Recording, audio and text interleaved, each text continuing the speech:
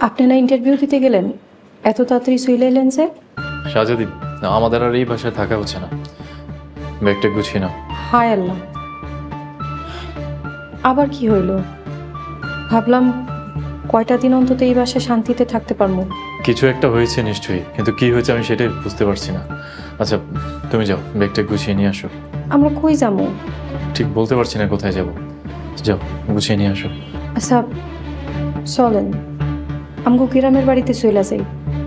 আপনি আমার গ্রামের আইখা তারপর ঢাকায় এসে একটা চাকরি খুঁজছেন।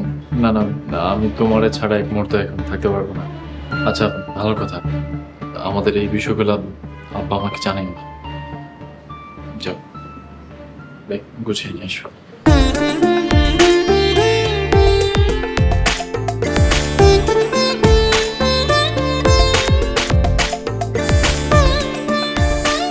স্যার আসবো?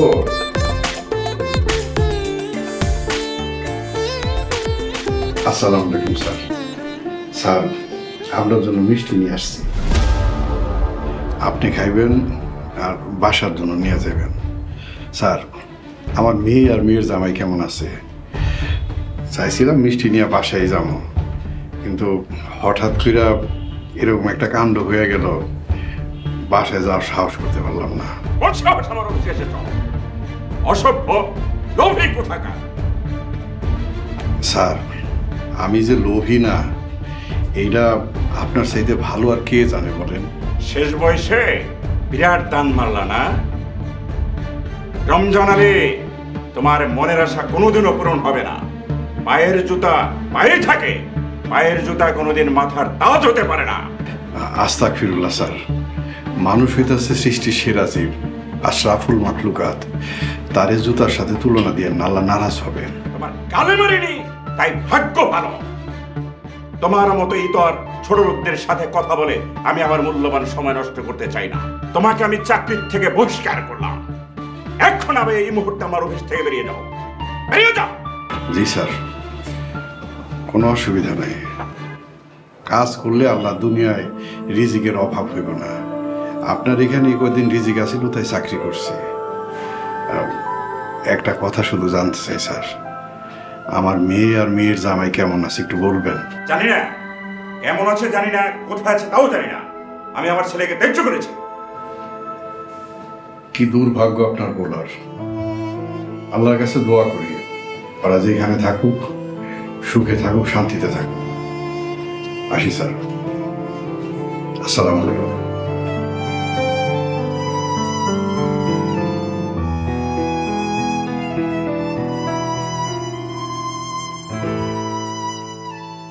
শাহজাদি, আমাদের সকালের নাস্তা একটু কষ্ট করে খেয়ে নাও। আলহামদুলিল্লাহ, আমার জন্য ভালো খাবার, কিন্তু আপনার জন্য কষ্ট হচ্ছে। কিছু করার নেই, আমি শুনেছি যে ক্ষুধা লাগলে নাকি বাঘেও ঘাস খায়। এই দুঃসময় আবার কে কল করলো, যেখানে আমি কাউকে কল করে পাচ্ছি না। হ্যালো, আসসালামু আলাইকুম, রবিন বলছি। ওয়ালাইকুম আসসালাম, রবিন মাসুদ বলছি, এটা আমার অফিসিয়াল নাম্বার। শেষ পর্যন্ত এই অভাগার কথা তোর মনে পড়লো? গতকাল থেকে তোকে কতগুলো কল দিছি। সরি দোস্ত, ফোন ধরতে পারিনি। তুই রাতে কোথায় ছিলি আর এখন কোথায় আছিস?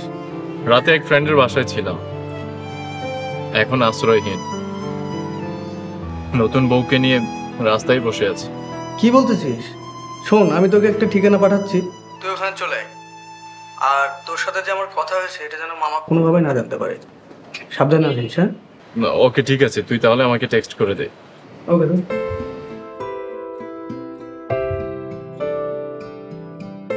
মাসুদ ভাইয়ের কল, কি কইল? মনে হয় একটা আশ্রয়ের ব্যবস্থা হলো।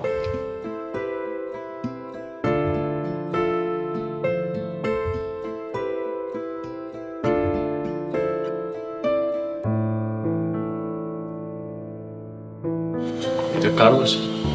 এটা আমার এক কলিগের বাসা। তোরা এখানে মাস দুয়েক থাকতে পারবি। ওর পোস্টিং ঢাকার বাইরে, আর ওর ওয়াইফ প্রেগনেন্ট, তো তাই বাবার বাড়ি গেছে। মাসুদ ভাই, খুব দুশ্চিন্তায় ছিলাম, আল্লাহ আপনাকে নেখায়ের দান করুন। ভাবি কোনো ব্যাপার না, আপনি আপনার মতো গোছ গাছ করে নেন। এখানে দুইটা রুম আছে, একটাতে আপনারা থাকতে পারবেন আর একটাতে তালা মারা। সমস্যা একটা হচ্ছে এখানে অ্যাটাচ বাথরুম নেই। রবিন, প্লিজ একটু ম্যানেজ করে নিস। আরে দোস্ত, এখন আমার জন্য এটা রাজপ্রাসাদ। থ্যাংক ইউ দোস্ত। ভাবি আপনি একটু ভিতরে যান। জি ভাই।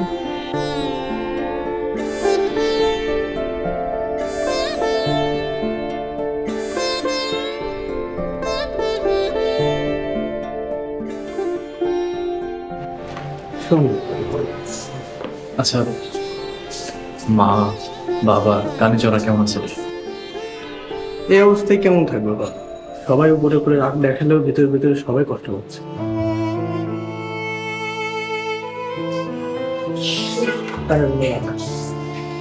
আরে রাগ, কোনো সমস্যা হলে আমরা ফোন দিস। দোস্ত, আমি তোর এই ঋণ কোনোদিনও শোধ করতে পারবো না। তুই জানোস না যে কত বড় উপকার করলি। থ্যাংক ইউ দোস্ত, থ্যাংক ইউ।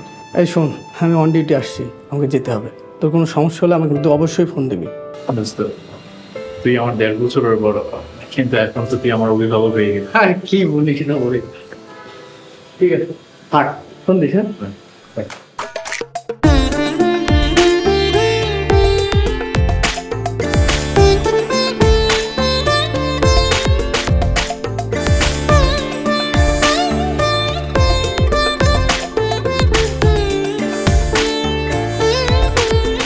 শুনতেছেন?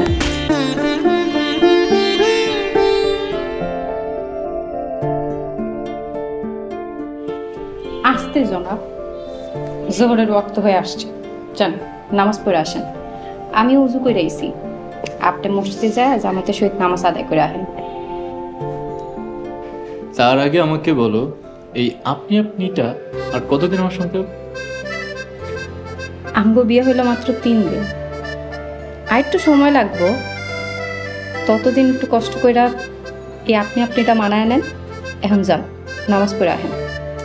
আচ্ছা, আমি তাহলে একটা কাজ করি, নামাজ পড়ে আসার সময় দুপুরের লাঞ্চটা আমি রেস্টুরেন্ট থেকে নিয়ে আসি, আর সাথে কিছু বাজার করে নিয়ে আসি। আইডিয়াটা খারাপ না। আচ্ছা শোনো, কি কি লাগবে তুমি আমাকে একটা টেক্সট করে দিও। আমি গেলাম। আচ্ছা। চলো, দরজাটা লাগিয়ে দিচ্ছি।